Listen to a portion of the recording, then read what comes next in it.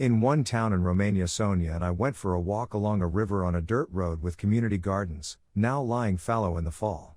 We came out onto a residential street, where there were some children playing and two groups of women talking, Romanian women, and nearby a group of Gypsy women.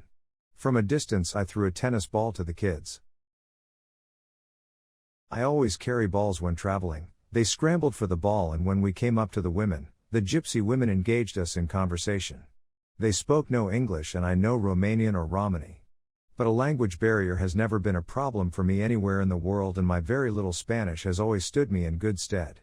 They invited us into their home. Sonia was a bit apprehensive, but I was not.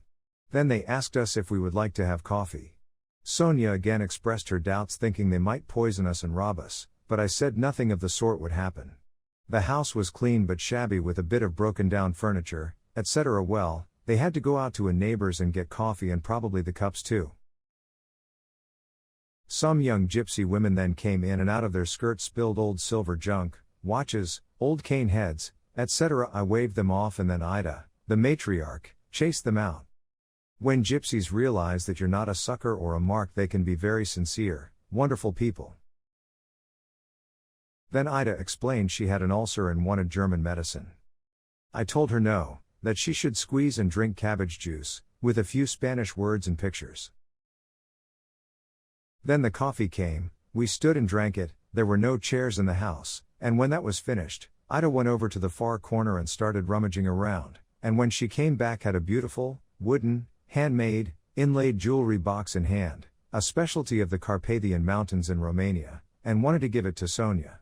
Sonia looked at me and said she could not accept it, and I said that she must accept it. She did. There is not a Romanian, dead or alive, that would believe this story. Gypsies are at times mistreated there, and particularly in this area. So, Ida presented Sonia with the really only decent thing in her home. Ida and I have kept in touch over the past 12 years. She has a scribe write her letters longhand, and in all that time she has never asked me for a thing. Never, not one word. She has mentioned her and her son's health problems occasionally, and I did send her a photo of Holy Mother and asked her to put it up somewhere and make an offering of food, etc. So if you ever go to Târnăveni and see Mother's photo in a Gypsy home, you'll know Ray was here. So a kindness like this is never, ever forgotten. I've always wanted to send Ida and her family a token of appreciation, and recently asked the family we stayed with there to do just that, but I never heard back from them after this request. How deep is their prejudice, eh? So a few months back I sent her a $100 bill with a card. In return she sent some photos. Her husband was not home that day, but from the photo I see we had met him in a farmer's market a day or two before, with other Gypsy men who had a beautiful Cooper still for sale.